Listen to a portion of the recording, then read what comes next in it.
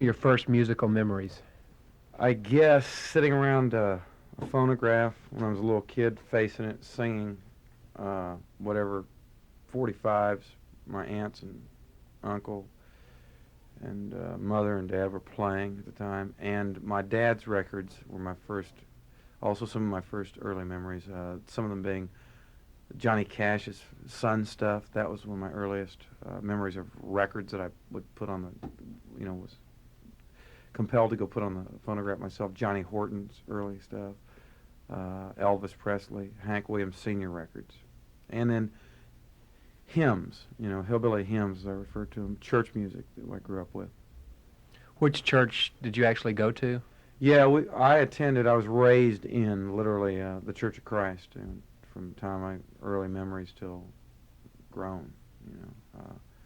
Sunday morning, Sunday night, Wednesday night, and any time in between, the elders saw fit. So yeah, I mean, and they sing a cappella, so that encourages obviously uh, the development of singing, congregational singing. Uh, I The types of songs. What I mean by hillbilly hymns is they're not black gospels. I don't call it gospel because it's different than that. It's a different song type. It's a little more ballad oriented, if you will, to use a more secular term. It songs like Old Rugged Cross, In the Garden, just and you hear these in white Baptist congregations as well as Church of God, Church of Christ, white fundamentalist Protestant rural church groups would sing them there. A lot of them are old Welsh hymns. So is there any problem with church people having disdain towards secular music or country music? Well, there was never a real clear-cut, definitive. The Church of Christ basically takes a stand that they're a non-denominational church and that uh, there's no real denominational hierarchy as such. It's a congregational church. In other words, the elders of a given congregation kind of direct the activities of that congregation. And so, the answer to the question would be, I guess, that there was no real stigma attached to it.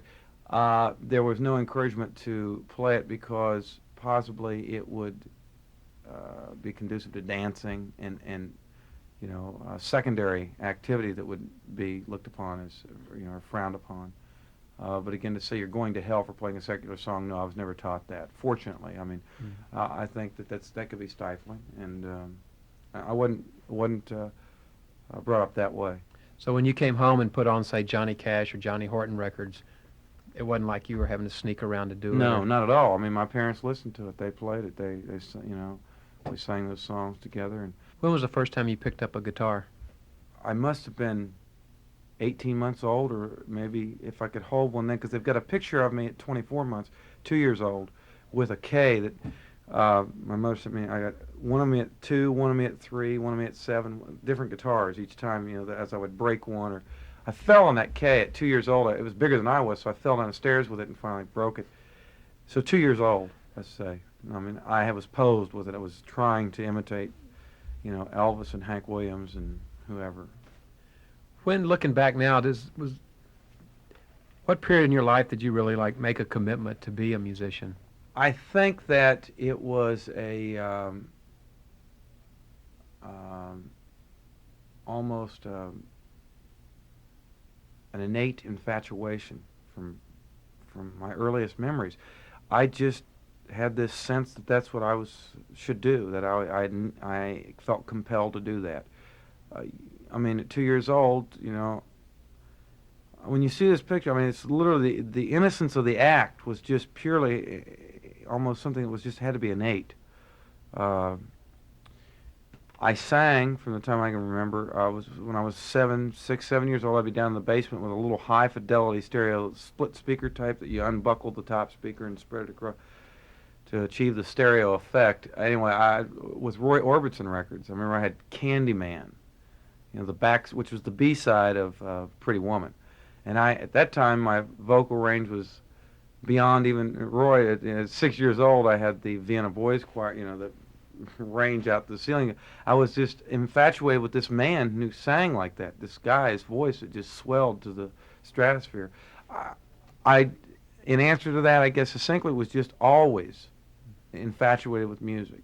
Infatuation is the best way to describe it, because it's not, an infatuation is not something you control yourself. It just occurs in your life. Did you ever make a conscious decision to pursue country music? Yeah, I think that, well, I'd sung country music all along. I had started to write when I was 8. The first song I ever wrote was like a hillbilly waltz, kind of like a Stanley Brothers waltz. Then in high school, the things that I began to write again manifested itself. That desire to, articulate through song was coming out in country music. And I did rockabilly a bit in high school. I had a rockabilly band. Because, again, that was something that was a little more palatable to the kids, and there was a resurgence at that time of Buddy Holly music in the early 70s. Buddy Holly, the American Graffiti, the movie, had come out. So it enabled me to have access to young people, have their ear, and I played with this band, and it was a lot of fun. It was a great learning experience because it was a very involved stage show. I had like 3 backup singers. It was a lot of early Elvis, like I said, Buddy Holly, Johnny Cash song thrown in here and there, and but I knew that I tried at times to play with pop a little bit or rock. I couldn't sing it.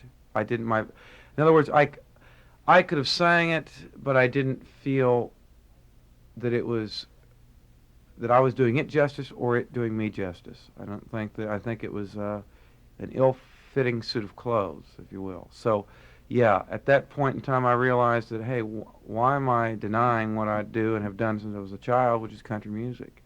I had been raised around it, but I think it's a natural impulse among any young person to do something that they feel is contemporary. And what I realized was that all those songs I listened to in my room and my peers would roll their eyes about, Stonewall Jackson, singing "Life to Go," the Johnny Horton stuff, they were things that could still be valid to people if given the chance and performed in the right context. And what also illustrated this to me was Emmylou Harris coming to life, coming into my life via the radio in the early 70s, making people aware, I think, that country music could once again, through the Graham Parsons groundwork, can be very contemporary and very valid for a contemporary audience. What were your feelings when you went for the first time to the Grand Ole Opry to try out? I was a bit dismayed with the lack of response to anything that was austere and a little more connected to, in a throwback sense, to its original musical base in country music, which is what I was doing. I mean,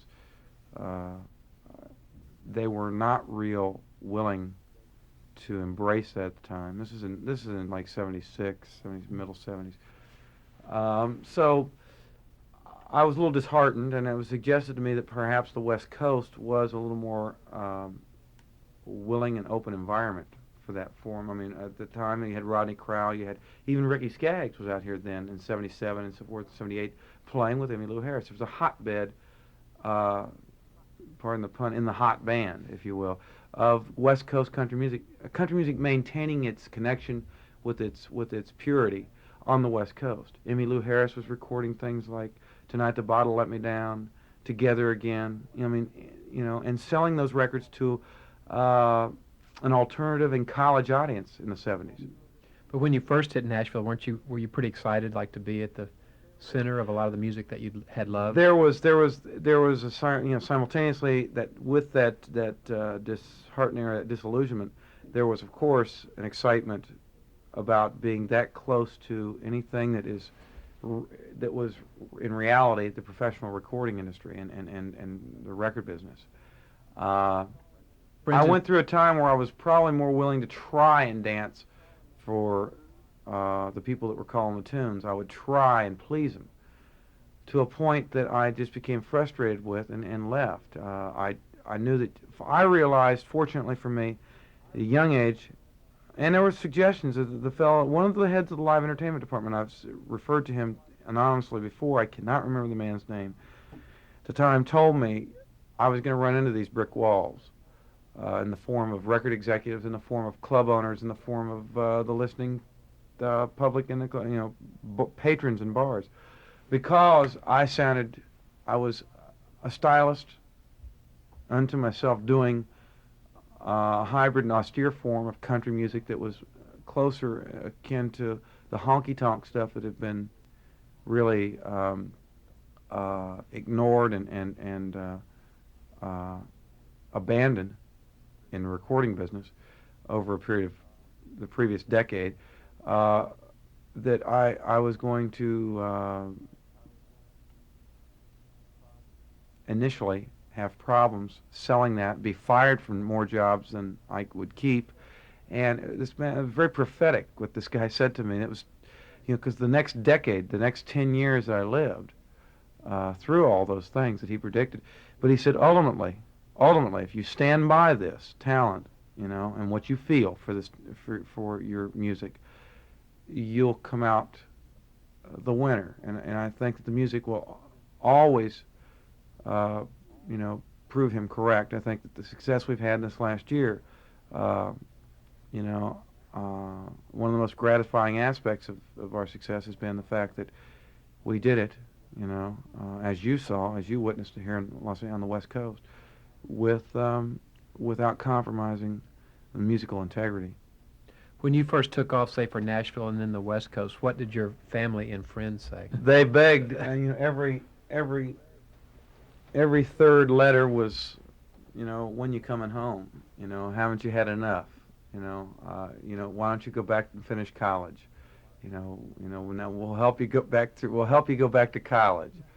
And again, that was just a very earnest and sincere plea from people who realized, on the one hand, that this business is very, very stacked against those odds-wise. The odds are stacked against you from the start of ever even making an inroad in this business, let alone becoming successful. Just opening a door. It may take, as I said, I was on the West Coast. I've been out here 10 years now. It was 9.5 or 9 years really before we signed a deal finally. 9 years, a long time. But I've used the analogy that it's like going to a professional course in college. It's like being an attorney or a doctor.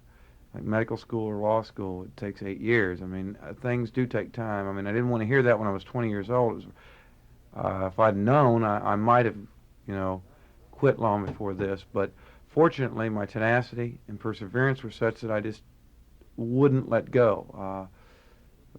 And I think that's one of the necessary ingredients in success, no matter what you're doing, is the ability to always maintain your sight lines on the goal. To plagiarize, a great voice from the social movement of the '60s, Martin Luther King. Keep your eye on the prize, and that's what enabled me to I think maintain some semblance of sanity during that 8-9 year period. Because I had a lot of rejection, a lot of build-up hopes that were never fulfilled, expectations that weren't fulfilled. But I knew, because every step there were indicators that I was still correct in my feeling that my music was valid and that I had the talent necessary to succeed in this business. Success is never guaranteed. My continued success is not guaranteed. I knock wood, and hope that the audience will still be there for my music this year, next year, the next 5 years. But if it stops tomorrow, I have to say I had a real good time at it, and I had a great opportunity, and more of an opportunity than I'm one of the minority, one of the few who gets the chance. But I think again, to indulge in a metaphor, you make your own chances and breaks to a great extent. My family, worried over the years, were extremely, my mother, my father, both, I I think always had confidence in the fact that I would never in a spiritual or a physiological sense ruin my life. Hopefully that I wouldn't succumb to. I fortunately never indulged in a lot of drug activity or things like that. I just didn't do it. I never, again, because maybe it's because from a very early age, that catchphrase is probably as succinct a way to put it and as thorough a way to put it as possible. Keep your eyes on the prize. Have a go. I was very fortunate because I knew very early what I wanted to do and why. Because I felt this compulsion to do it. Early in high school, as I said, you get readings, and you have to be, I think, have enough perspective and clear enough perspective that you have to be honest with yourself. Again, it sounds these are a lot of cliches, but this is the best way to thine own self be true. Is probably the other thing that you have to be honest with yourself. In other words, you have to say, look, I don't sing so hot, but I write real good, or I don't play guitar so hot, but I sing pretty good. I'm a good singer. I have, it's in an accounting sense, you're bookkeeping two columns, a positive and a negative. And you have to go down there and honestly list your positive attributes. And you do this this is just, I think, a life lesson that you hopefully learn. And I fortunately acquired that understanding. And like I said early on, I realized that country music is what I did best. It was what came the most natural. Do what you do well. My old man, the only advice my dad ever gave me. He's not a musician. He was a mechanic. Was an Army sergeant for about 10 years. He had half a career down the Army. But had been around. Was a man who knew the world pretty well and pretty level-headed thinker. Said to me after I graduated high school, we were talking one afternoon. He and I were alone. He said, "Well, I don't know." And he talks pretty slow in a real deep bass voice. And he said, "I don't know that I can tell you anything about your music. It's a tough business." My mother was more skeptical than he. He was a little more of a risk taker. He had lived a little more of a vagabond life early. I think that's why he was more, I think, willing to accept the inherent risks and things. He said to me, the thing that I would suggest is that you just be Dwight. Try your best to not become overwhelmed by trying to be other people or what other people want you to be. You be Dwight, and that'll take care of itself. And that's really what brung us to the dance. Well, when you went into the studio to do the songs that became Guitars, Cadillacs, et cetera, what sound in your head or on the tape were you looking for? All those sounds, I went back at that point, I guess 28 years or 25 years, let's say. Those sounds. I had early on, I'd done some demo tapes when I first got out here, and all those years were not wasted, certainly. They were very much a learning process for me. I've said before, a lot of ways I'm fortunate that at 18 years old I didn't have a record deal, because I would have embarrassed myself, as a lot of people at that age do, because you're not sure of who you are yet. And fortunately, I in an anonymous environment became in bar rooms where nobody gave a damn and nobody knew who I was, other than that guy Dwight, guy that got playing this week at the Corral. I learned who I was musically, tested out original material, played a lot of those songs. I had written "I'll Be Gone" in '79. I'd written "It Won't Hurt" in '79. One of the songs on this album was written in '79. "This Drink Won't Kill Me." I write kind of in clumps. There'll be a series, I wrote those 3 songs, I remember, that summer, and some more the next year. And I was allowed to evolve musically in a barroom environment. See, that's the thing that Nashville was not going to afford me. That's why I left and came to the West Coast. There was still a honky-tonk circuit in the Valley in L.A., in a town that was still a recording center. I think that's what allowed something like the Hot Band to form, or even prior to that, Graham Parsons, to really, in the late 60s, develop in L.A., network, if you will, to use a real high-tech term, with these people like the Byrds, Chris Hillman, all those guys, because he was able to come out here and play a bar circuit. Bars and honky-tonks and roadhouses is where American music has always come from. The original sounds of American music were created there, and they will still come from there, I think, because that's an environment that is conducive to because it is so non-critical an environment.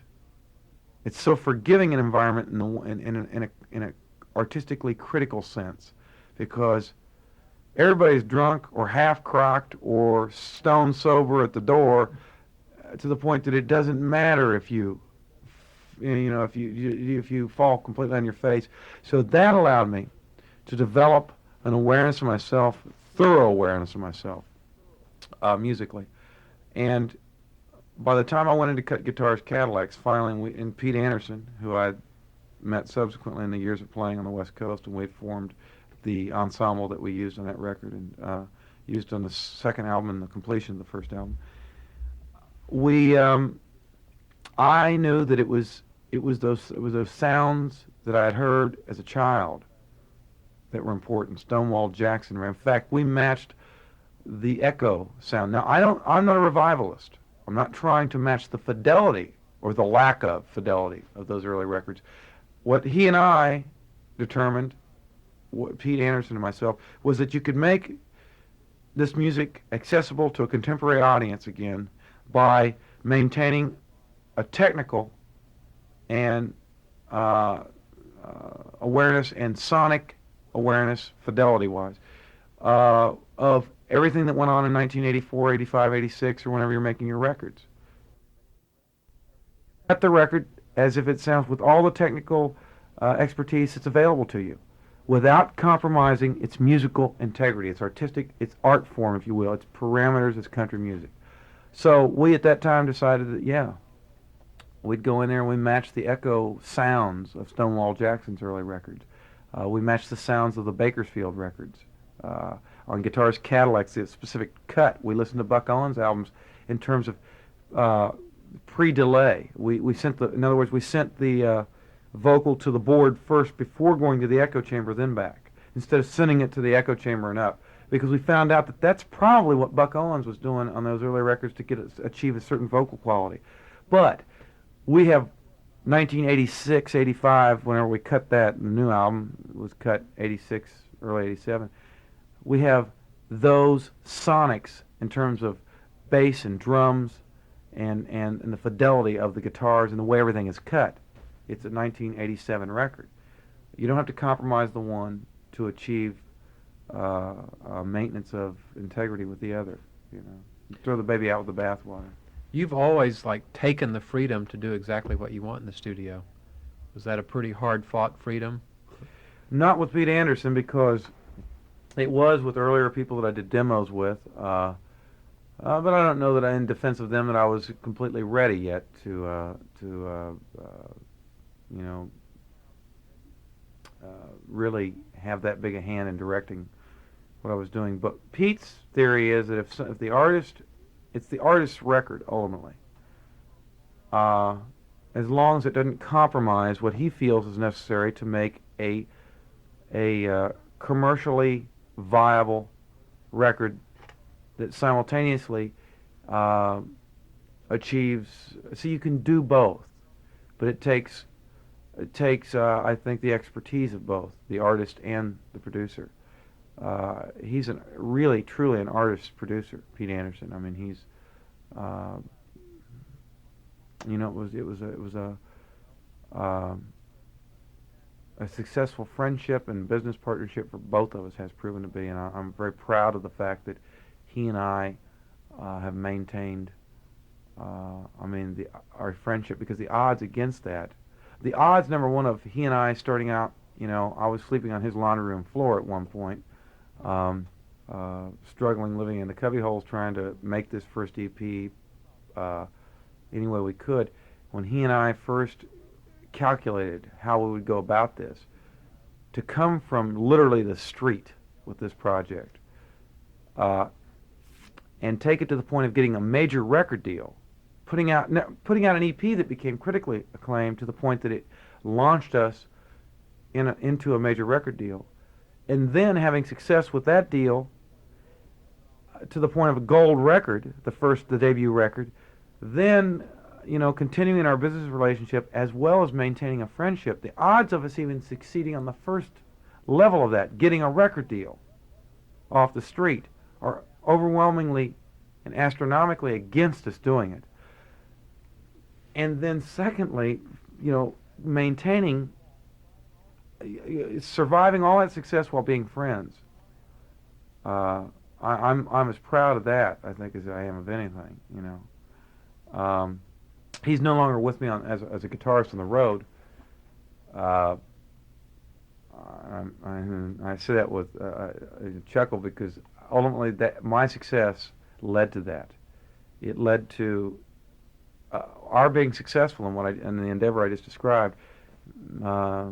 Led to Pete being so successful and sought after as a producer that he can't be on the road as a guitar player any longer. We knew that was ultimately going to be the case, but it's a bittersweet anecdote to this success. When you went in to make Hillbilly Deluxe, what either differences or advancements or sound were you looking for as opposed to the first album? Well, we were looking to not change, but further solidify.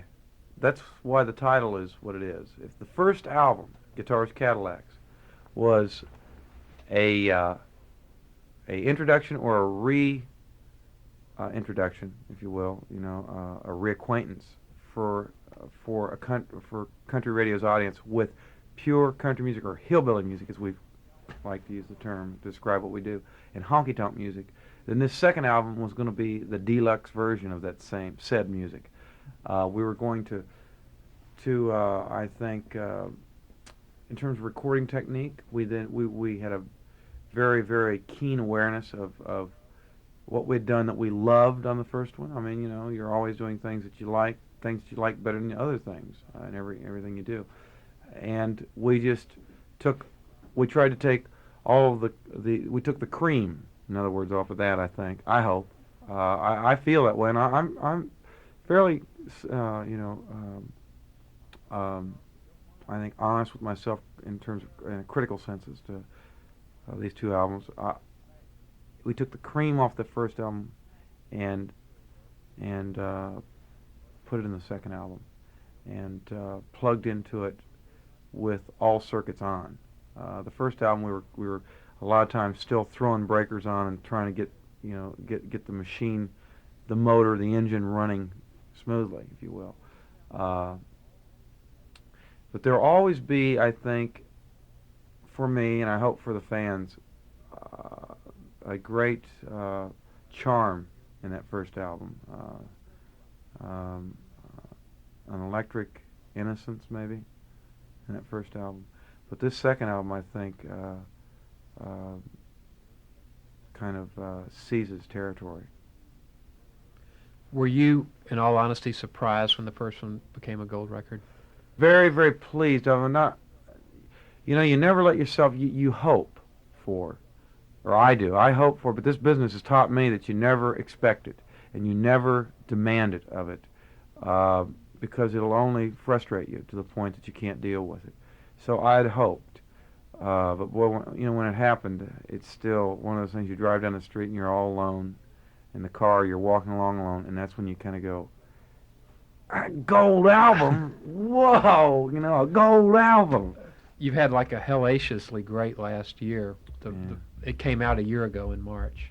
Briefly, what are some of the highlights of the last year for you, besides the success of the album? Well, there's a recent highlight, and probably one of the more gratifying shows that I've done live, and that was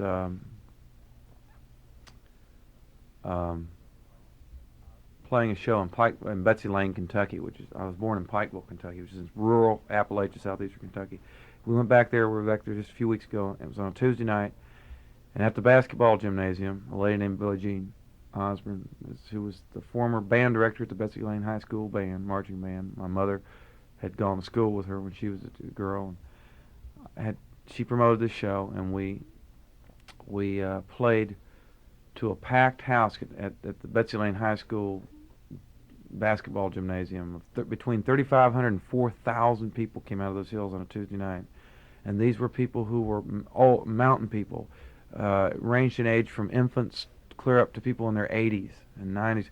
That was one of the most touching experiences I've had in a long, long time, and I'll always remember it. I'll cherish that experience of returning to, as I said, the place of my birth and my spiritual home, if you will. I mean, that's where southeastern Kentucky is where I write about a lot.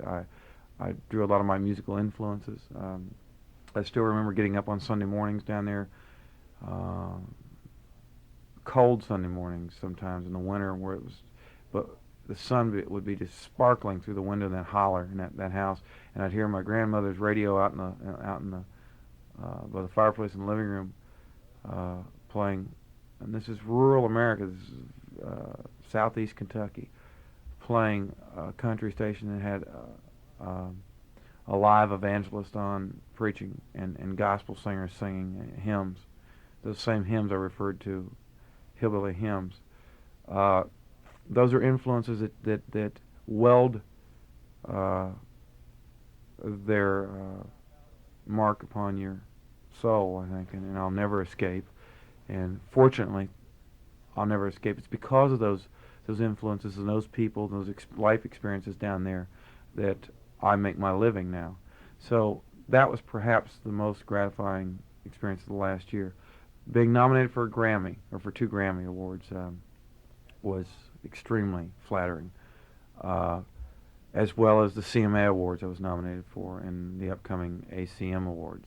Those are, again, accolades and that are very meaningful because they're acknowledgments by your peers, mostly in those specific organizations, that they're acknowledging your talent and hopefully their acceptance of your talent. But of all those kind of awards, the most meaningful still is that gold album on the wall, because that means that's where the rubber meets the road, so to speak. That's reality. That's not somebody a critic saying your record is great, so we should all love it. That's people, everyday people, 500,000 of them on a gold record, going out and buying that album. That's, also very, very flattering, and probably, like I said, of any awards you can be handed, that is probably the most meaningful, because it shows, 500,000 people have accepted what you do artistically to the point that they'll go buy it. I never really considered that until it happened in that light. It was something of a badge to be displayed proudly, on the wall of success. It's not, and what struck me when it happened, finally, when we achieved that's a lot of people going and picking up that record and saying, we want to hear this music. So that, combined with all the other things I mentioned, probably are some of the highlights of last year. Getting a record deal, period, in 85 was probably the highlight of my life to that point. I remember, but you become so consumed by this business and involved in the struggle that is this business, that it doesn't happen like you envision it happening. There is no overnight success. There's a 10-year, again, a dead metaphor, 10-year overnight success. It's analogous to being in the forest and not being able to see the trees for being in the forest. When it's happening, I remember when it finally was a deal with Warner Brothers, we didn't, there was no champagne, there was no wild party, it was just a sigh of relief and like, okay, let's get on with the next business. We got it. But then when you're alone, like I said, sometimes there's a little yelp that you let out and go, I got a record deal, finally, a real record deal. So in that chronologic order, kind of reverse order, starting with the show I did in Betsy Lane, my great aunts were there, my grandpa's uncle, my grandpa's brother. Those people were there. His sisters, my grandfather's sisters. These people I sing about in these songs were there. Bless their hearts, they sat there till 11 o'clock at night in that gymnasium watching, and some of them came out on canes and wheelchairs. That'll always be a very special moment. So if it all stops tomorrow, I guess that makes it worth it. You took the music back where it started. Yeah, where I started. stole it from, if you will, where I took it from. And as I told them, I owe them a great deal of thanks for Southeast Kentucky, Appalachia, that area, Betsy Lane, Pikeville, Floyd County, for giving me all those images and people that I write and sing about, all those experiences.